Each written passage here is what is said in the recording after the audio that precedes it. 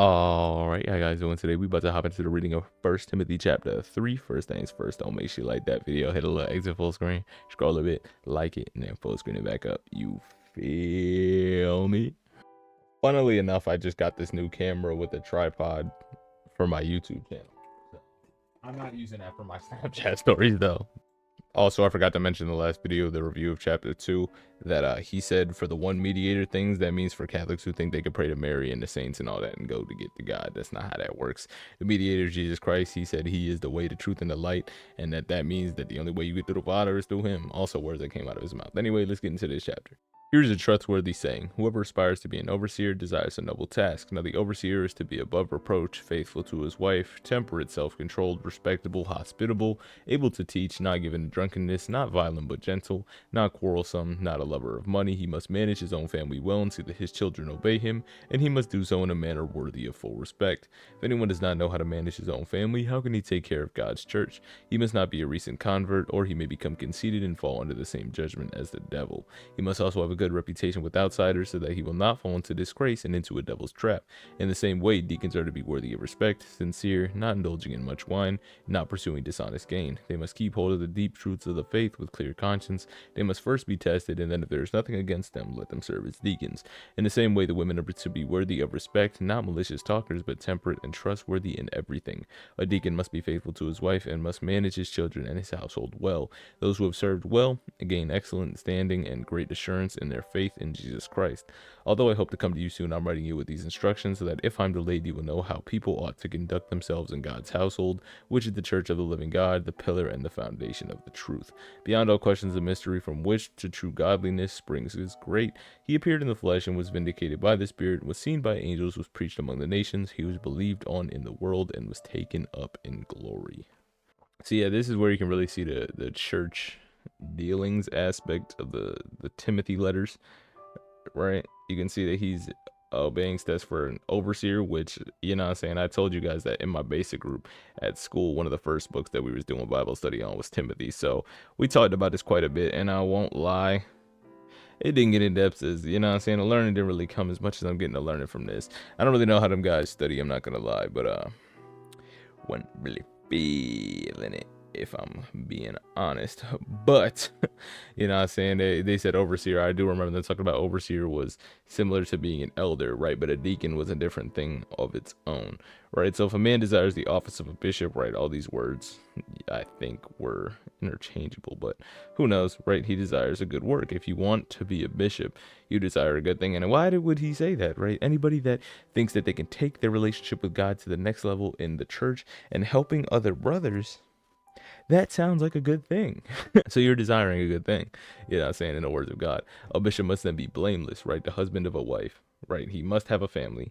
He must be blameless. There may not be anything that can be seen against him, right?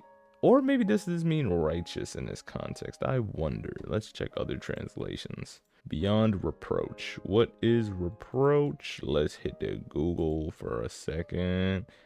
That's just somebody to express disapproval or disappointment. So yeah, somebody you can't point the finger at and say, hey, you're not doing a good job in this aspect, right? That's what it's saying. The husband of a wife, so he must have a family. He must be vigilant, putting on that armor of God at all times, sober, making sure he's alert at all times, of good behavior, right? That kind of goes with the reproach thing.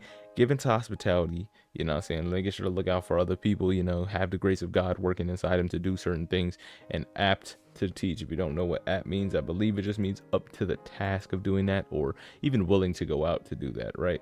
Fit, suitable, meet proper attire, fitting, happy, felicitous, right? With respect to some end, right?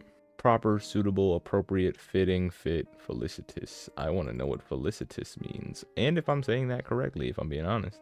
Felicitous. Felicitous. All right, look at me pronouncing words correctly. First time seeing it. Maybe not the first time, but who knows. Anyway, he's not a drunker. He doesn't hit people. He's not greedy. A filthy lucre. Lucre. I wonder what that is. Lucre. Money. That guap, that cheese, that bread, that Gouda, that cake. Anyway, lucre, right? He's not greedy for filthy money, but patient, not a brawler, not covetous at all. One that rules his own household, having his children in subjection with all gravity. So one thing, right? It says he must be the husband of a wife, but his children also He has to be. He must be. Well, actually, that makes sense. That means his family is still together, but he also has children in subjection with all gravity. So he's got to have kids. Because I believe that leads you to being more of a, you have more ministry to go off of, right? Like, personally, I don't know if I trust a pastor without kids, right? Because that, I think, opens a whole other door of, hey, I know what it's like to be a parent. I know what it's like to do this. And obviously, you know what I'm saying, a pastor who's had kids, they can counsel the people. They can counsel the people that have had, that are having, or gonna have, and prepping for all that stuff. They can give their stories and how they dealt with it with the spirit and with God on their side versus somebody who hasn't. You know, it's just, I can give you some verses, big dog, but I got no personal experience on how that goes, right? And then you just kind of lose that area of counsel that you should be having in your pastor. So it makes sense in my mind with all this stuff. And he must keep his children under control with dignity, keeping them respectful and well behaved. Because if he doesn't know how to rule his own house, he can't take care of the church of God, right? Not a novice, not a new believer, unless he's lifted up with pride and falling into the condemnation of the devil. Moreover, we must have good report of them which are without, lest he fall into reproach in the snare of the devil. Likewise, the deacons must not be grave, not double-tongued. They ain't lying. They ain't given to too much wine. You know what I'm saying? A little bit, sure, but not too much now. I'm kidding. Anyway, let's let me check this out. Let me check out grave. Semnos. They must be reverend and honorable. All right, we can work with that. And not double-tongued. Diligos. Double-tongued. Saying the same thing twice and repeat. Why can't I speak twice? Paul said he has no business, or no reason not to say the same thing over and over again, so that people should get it. Or saying one thing with one person. Okay. I was gonna say this, yeah, not this one, but saying the same thing, you know, lying, being hypocritical, essentially. Holding the mystery of faith in a pure conscience. We're gonna have to check that one out. Upholding and fully understanding the mystery that is the true doctrine of the Christian faith with a clear conscience resulting from behavior consistent with spiritual maturity. Wonderful. Let these things first be proved, and then let them use the office of a deacon, being found blameless in all these things.